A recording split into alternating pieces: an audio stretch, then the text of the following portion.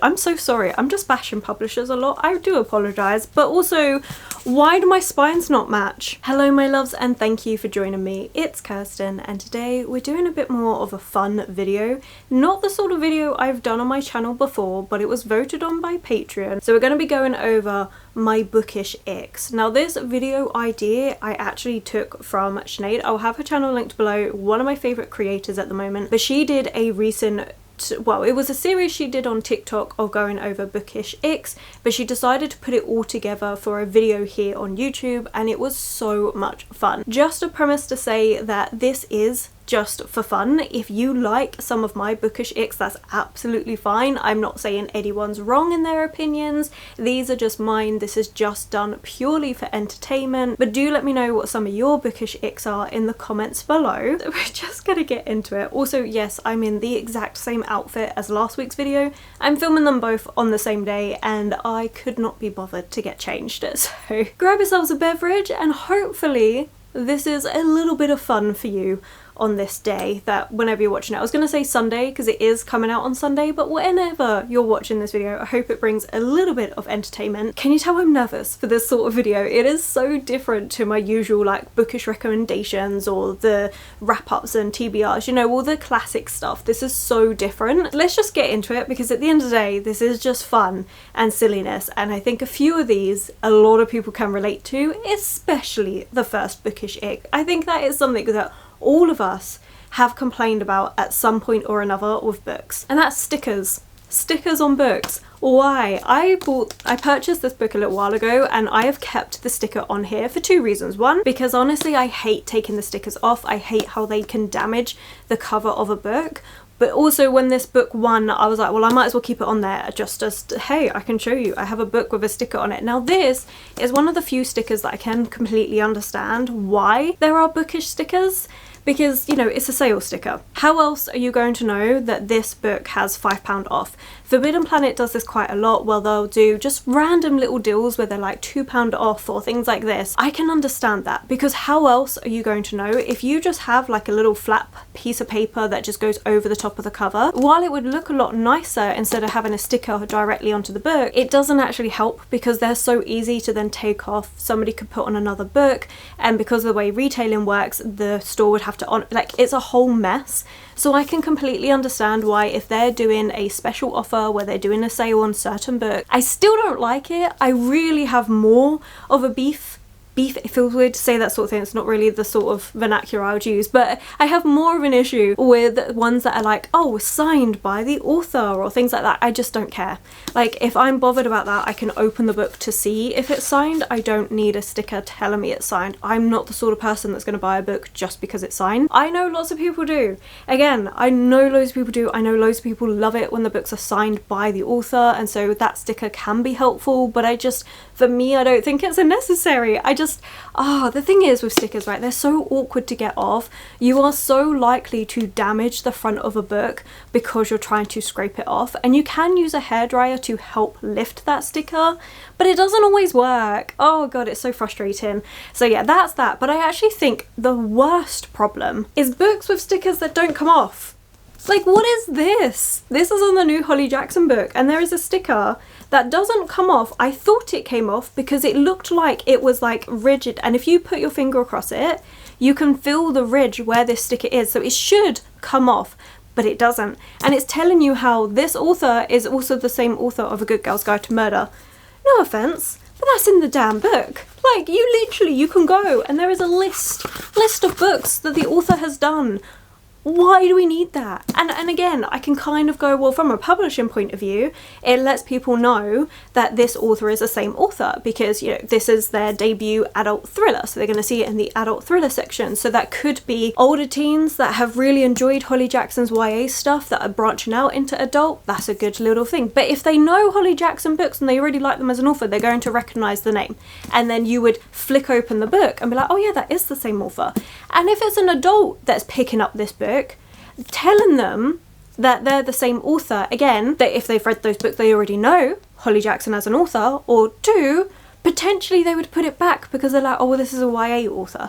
Like, I personally don't see the purpose, and it doesn't even go on theme. I could honestly go with these sort of stickers on books a little bit more if they made an effort to make it look like they're meant to be on the front, not like a freaking sticker that is going to be permanent on my book. I was so upset.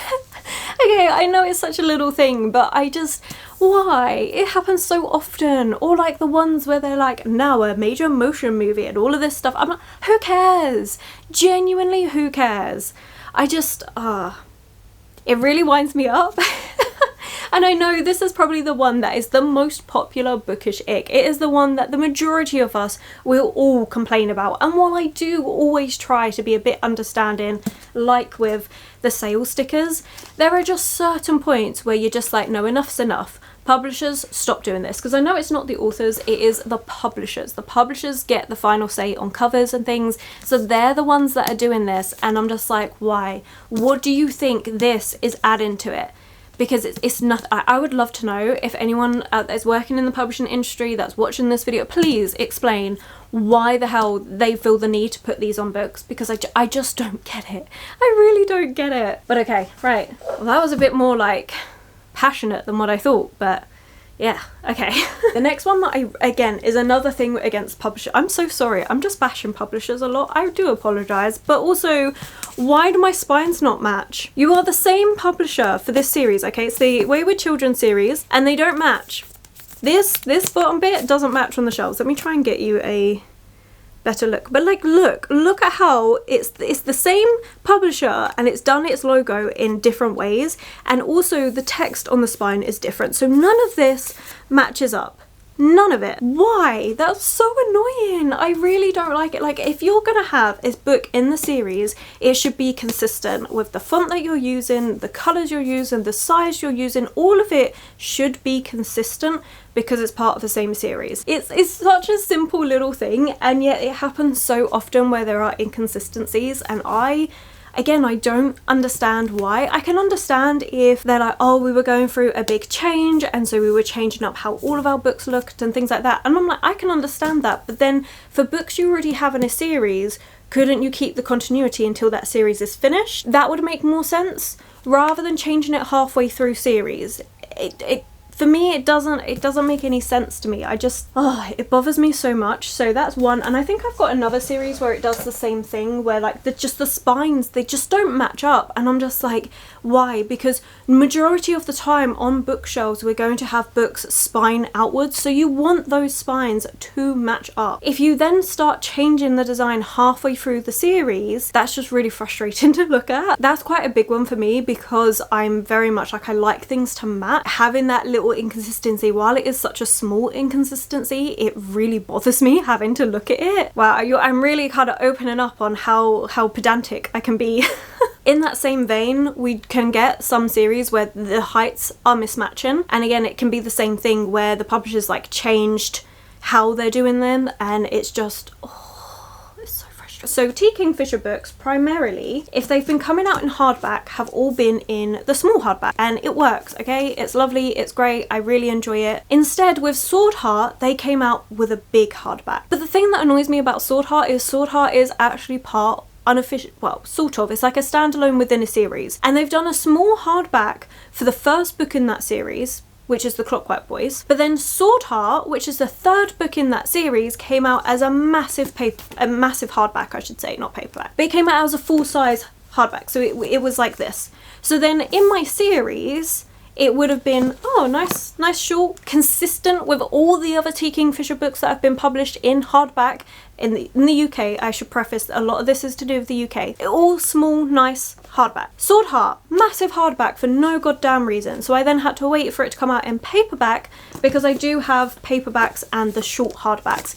That's fine. I don't mind that the next series that's also part of the White Rat series is Paladin's Grace, and the fact that this is paperback and you've got the first two that are hardback. Like, to be honest, yes, that could be annoying, but what I disagree with is that we have these where these ones only came out in paperback, these were short hardback, and then Sword Heart came out in a massive, I don't understand. I really don't understand what decision making process went into that, so then I have to wait longer for the paperback.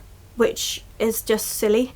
And again, I don't have to. I could have the mismatching set, except I really don't like that at all. It really bugs me if the books are not in a set series. Like it just bothers me a lot. And they did it recently with the V.E. Schwab book as well, where we had this one come out in hardback, like a big hardback, but Adi LaRue's a short hardback, but they're set in the same universe. So why do I have one big hardback and one short? Why was that the case chosen? Like I don't know. If it wasn't for the fact that this was for a video, I was really considering waiting till next year for when the paperback came out, but I did it for a video, and I'm like, you know what, it works enough that these are separate enough, they're just set in the same world, that mentally I can kind of deal with it, but I'm not happy with it. And again, with the fucking permanent stickers, like what? This is such a gorgeous edition, and yet we have this sticker, and this sticker is just from Neil Gaiman, not someone that I want on my books at all, and yet we've got a blurb sticker. Why?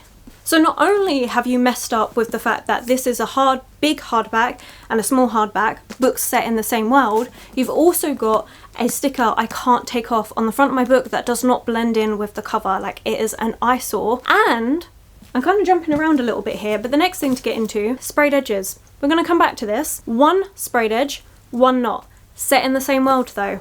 That's also annoying.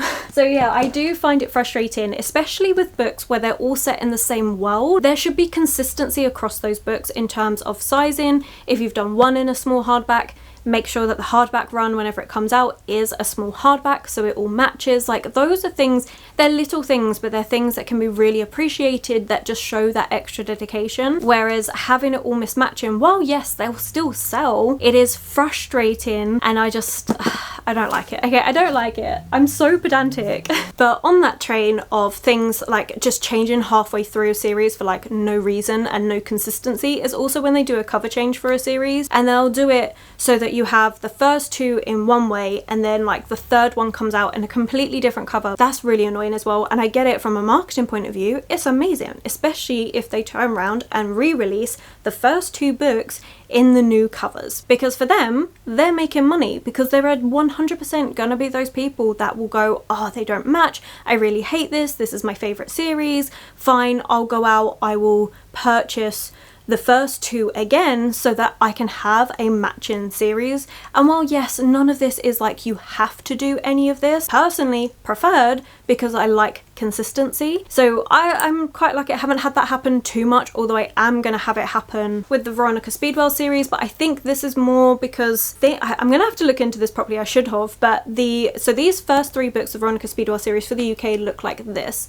The US covers look different, and for whatever reason from book 4 onwards, UK publishers are not doing this series, and I don't know whether it's just they're not publishing them, so the only way I can get them is the American style, which then makes sense, or what happened there, I'm not really sure. Thankfully it doesn't happen too often. I'm quite lucky that I've had a lot of series that are consistent, but it is really frustrating to see a series get changed midway through, and it feels more like a money grab thing from the publishers than anything else. Obviously there could be things behind the scenes. It could be that the artist that they employed, you know, for whatever reason they're not employing them anymore, so they've had to change artist or whatever it was. So yes, I can understand certain cases of it, but it's still frustrating, especially if it's just put out without something to say, look, we're sorry for this change, it's because of this. And again, like, nitpicky. Oh my god, I'm so nervous about this video because I'm being so nitpicky and pedantic. Hopefully you don't all hate me at the end of it.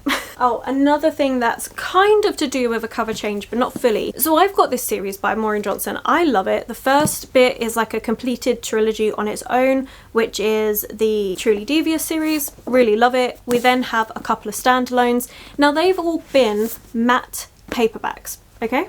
All matte paperbacks. Until the most recent one that came out a part of this series, shiny. Why? Why is this shiny and the rest of them are matte? Like, in terms of art-wise, it's consistent, so I'm fine with that.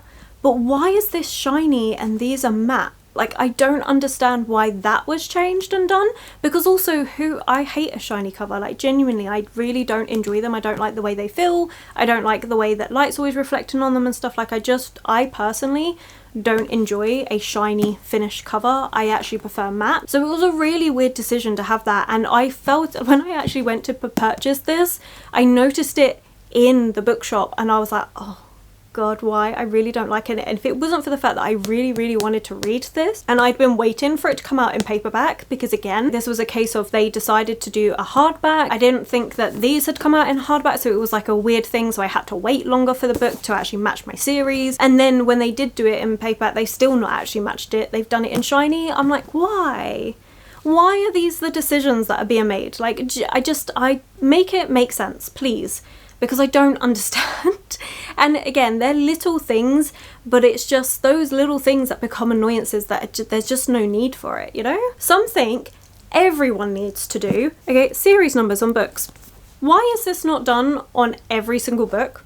Why does this, like, it can't be that hard to add in a little 1, 2, 3. Orbit does it sometimes, Tor does it sometimes, where we get a nice little 1, 2. It's so handy. There have been so many times when I've picked up a book and then realised it's not the first book in a series. It is frustrating to not just have a series number on the books. Like, I really want to petition to request that every single book that's coming out in a series has this.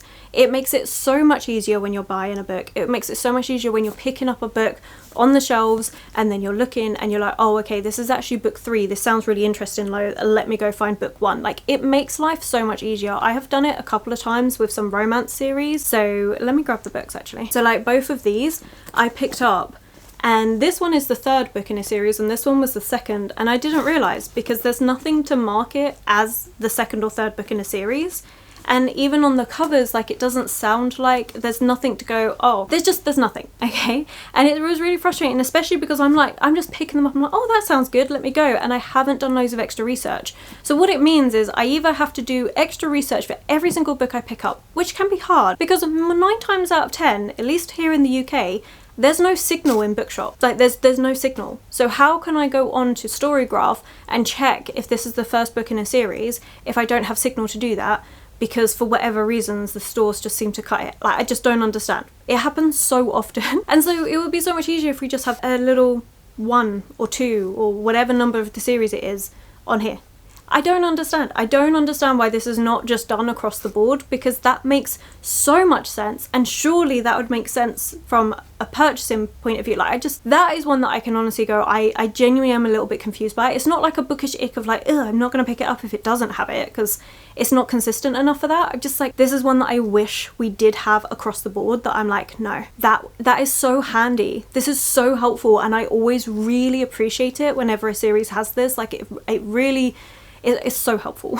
You know what I was saying about sprayed edges? When we get a book with sprayed edges that's not been consistent in the series. So we've had this 3rd book, A Good Girl's Guide to Murder, came out with sprayed edges, but the first 2 did not. Why? Why would you do that? Why would you have one book? And I do understand why. It got really popular. By the time this 3rd book was coming out, this series was really popular. I understand that, but you're already going to do special editions and all of this when it comes out, because that's what happens for every popular book. It's a whole money cash grab thing. Can't argue it. It's good business. I do understand it, even if I don't necessarily agree, but it is good business. But why do this? Why do it so that the first 2 are plain and then this 3rd one has red sprayed edges? And the same, like I was talking about, with the fact that these 2 books by V.E. Schwab, she even said, yep, these are set in the exact same world.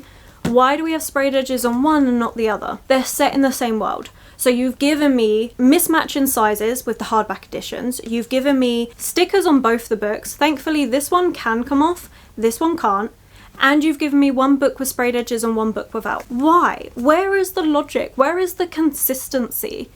Again, if these were standalone books, not a problem. But they're actually standalones within the same world, therefore it should be consistent. While there doesn't need to be a series number on this, because you can read these in whatever order you want, there should at least be consistency to show it's all set within the same world. I don't understand that.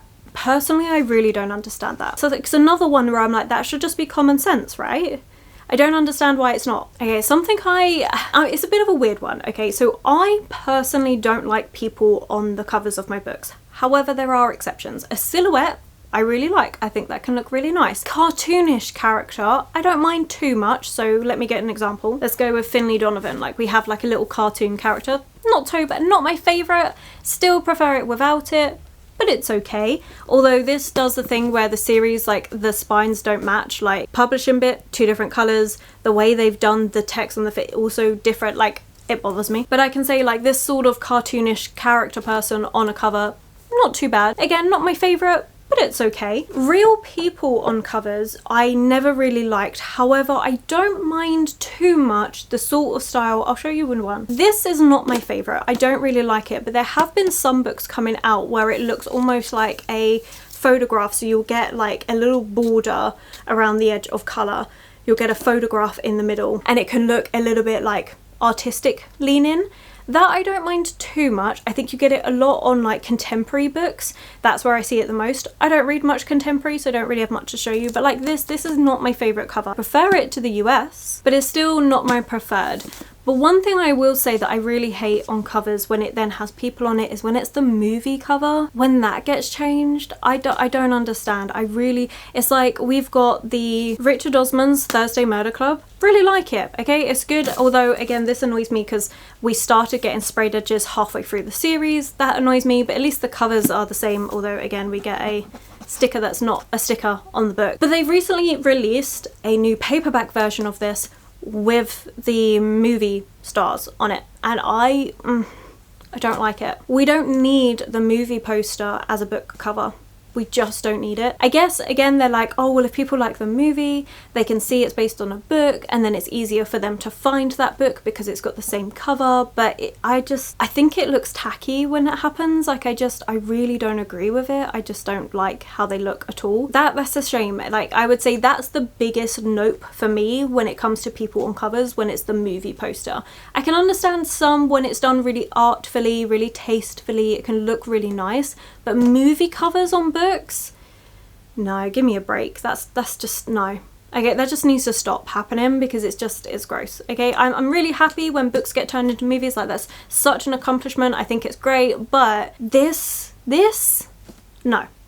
Just no. Now we're getting into some things that are just personal little icks that I really don't like. Like when a book on the back doesn't have a synopsis and it just has blurbs from other authors. Don't see the point. I can understand maybe 1 or 2 blurbs by some authors where they're like, you know what, people like this author, this book feels kind of similar, you know, okay, fair enough. I personally really don't like it because I just think the blurb gives you nothing. I would rather have the synopsis of a book. I tend to not read that many synopses anyway. If it's an author I already know, if I've seen a few keywords that I'm like, oh, yep, that sounds really good, then I'm not really that interested in reading a synopsis, but I would still rather have a synopsis compared to blurbs. I really, really don't like it. I don't see what is that giving me that tells me nothing about the book. So if I do want to know more about the book, that doesn't tell me anything. Again, I've got to go online to try and find a synopsis, which in a bookstore can be hard when there's no signal. Again, a UK based problem, a London based problem that I have noticed quite a lot, and it's so frustrating. So I personally don't understand. I don't think it gives any information, so all that's going to do is make me put the book back unless I've seen it around and I've seen other people review it and that's why I'm interested in it.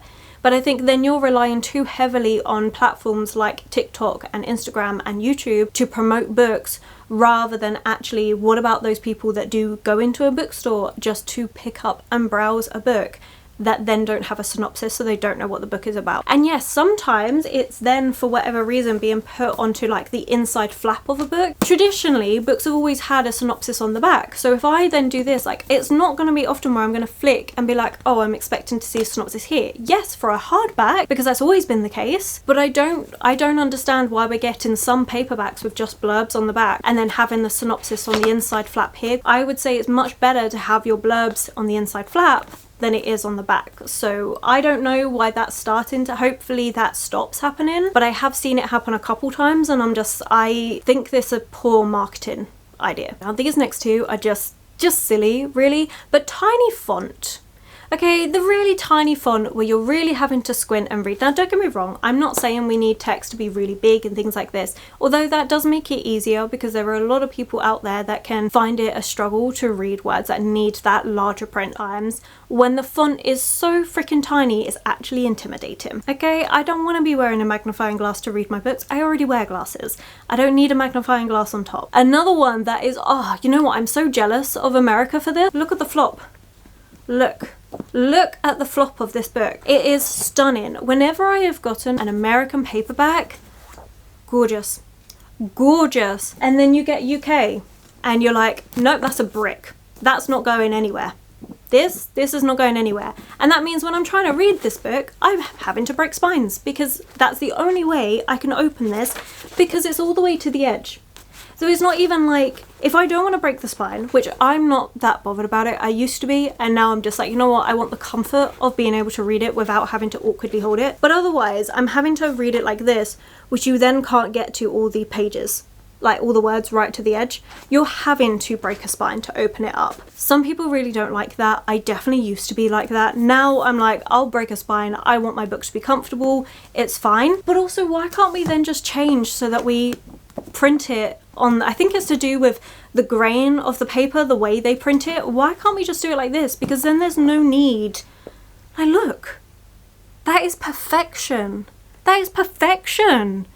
And yet we can't have that in the UK. You know how excited I get when I see a UK paperback that actually flies. It's just, oh, it's game changing. Absolutely game changing. But I can't, because honestly, you will always see most of my paperbacks with creases in the spine, because otherwise there is just no way. Because if I'm not breaking the spine, I am not comfortably able to read all of those words. It is easier if I just break the spine and open it up, then it can lay a little bit more flat for me, but it's not as nice, and you are damaging it, and it can damage, like, you can end up with loose papers and pages in it and stuff because of that. So it's just a little bit frustrating that, you know, this has had the extra care taken to it, so it actually is readable in a comfortable way. So I appreciate that a lot, and I am so jealous. I got so excited when I went to America and I was seeing all the books with their gorgeous floppiness, like, oh, stunning. Absolutely stunning. I loved it. 3 more that are literally just personal it that I don't like. One of them being Friends to Lovers. Really don't like it. So I'm actually a sort of person where I don't really mind about tropes too much, because I think some of them are really overdone, like the chosen one trope in fantasy and things like this. Like, it can be overdone, but I also don't mind, because if it's done well, who cares? I would say I don't really like it when books are being reviewed and they're like, oh, this has enemies to lovers and it's a slow burn and it's a chosen one. And but the thing is, like, I've done that, I've used it before. It's really, really helpful just to be able to convey and be like, okay, well, this has that. If you don't like this, then maybe you can skip it. Like, it's such an easy way to say it. So I don't mind it fully when books are like, oh, this is enemies to lovers. I don't like it. I think that's been used too much. I do think there is an argument to be made where taglines have been used too much, where they're enemies to lovers. They're not. They've had one little disagreement. They're not actual enemies. So, you know, I think times like that where things can be overused, again, that's to do with marketing, that's to do with publishing, where they're pushing something because they know enemies to lovers is popular, and so they will push any minor disagreement, a slight dislike, to an enemies to lovers, which is just not, it's not great. But I do not like the trope of childhood friends to lovers. I just don't like it. Just doesn't work for me, does nothing for me. I get really bored. I will actively avoid it because I just find it boring. And then we have contemporary romance. That's another one that I just actively avoid. It's really not my thing. I am never going to read an Emily Henry book, or Abby Jimenez, I think it is, and I'm never going to read them. It's just never going to happen. I'm just not interested. I've read one Ali Hazelwood, that was the contemporary romance. That was, I don't know, it was a science one. They were all science ones. Okay, I read one of those. I've also got Bride on my Kindle. But again, that Bride is not contemporary, that's paranormal, but that's fine. Like, I have very occasionally dipped my toes into it, but they are the sort of ones where I'm like, I'm reading this because I'm in a massive slump, or because I need something just really easy. I don't need to focus on it, and then that's it. I'm going to forget about it. I'm never going to read it again. And so, yeah, Emily Henry, things like that, they're just not for me. I'm just not interested in that, unfortunately. It's just not my cup of tea. Juvenile dialogue. I really dislike it when I'm reading a book that's following adults and they sound like children. That just shouldn't be. I will DNF a book over that. Like, every single time. It's happened a couple times, especially when they're cozy, but that's the thing that annoys me. So they're marketed as cozy because the dialogue is juvenile and not because of anything else. I'm like, no, that you do not need to have a cozy book and have it with juvenile dialogue. That's not the way that works. So I don't like it. I like my characters to be their age. You know, don't get me wrong, anyone can have a bit of fun and be childish and stuff like that. That's not what I'm saying. I'm saying the dialogue shouldn't sound juvenile and sound like we're in a kid's school ground, because that doesn't make sense to me. Like, yeah, that is a book ick that I will DNF a book over. 100% without even trying. The other two are ones that I'll avoid. So the Friends to Lovers, contemporary romance, I will avoid those. Juvenile dialogue, unfortunately you're only going to know when you start reading it, and I will DNF a book and walk away from it over that. And I will not apologise. That is just a personal thing for me that I don't like. It's fine if you like it, like it's fine if you're not bothered about that sort of stuff, that's absolutely fine. These are just personal things for me that I'm just like, no, I don't like that. So okay, so that's it. This is the video. I hope it was okay. I hope it was kind of entertaining. I feel like Sinead did it a lot better. I feel like she's just got the personality for it, whereas I don't think I'm that funny and entertained. I don't think so.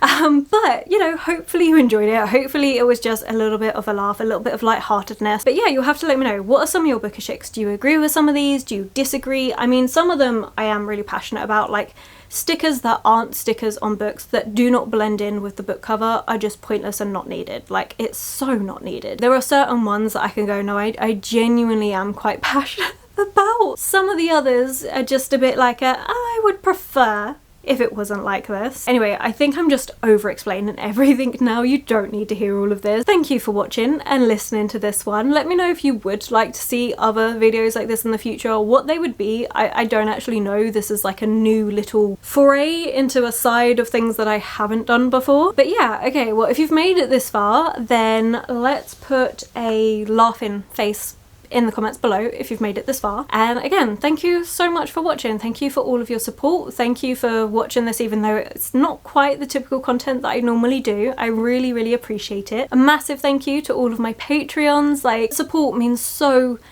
much, like it really does, so thank you so much. And if you're ever interested in being able to vote on what sort of videos you get here on YouTube, exclusive videos, exclusive readathons and things, then feel free to have a little look. But I am gonna go. So again, thank you so much for watching. If you've enjoyed this video, then please do consider giving it that thumbs up, subscribing and commenting. Those 3 things really help this channel out. My social media links, Discord, Patreon, anyone I've mentioned, everything's always linked below for you. And I will of course catch you in the very next video.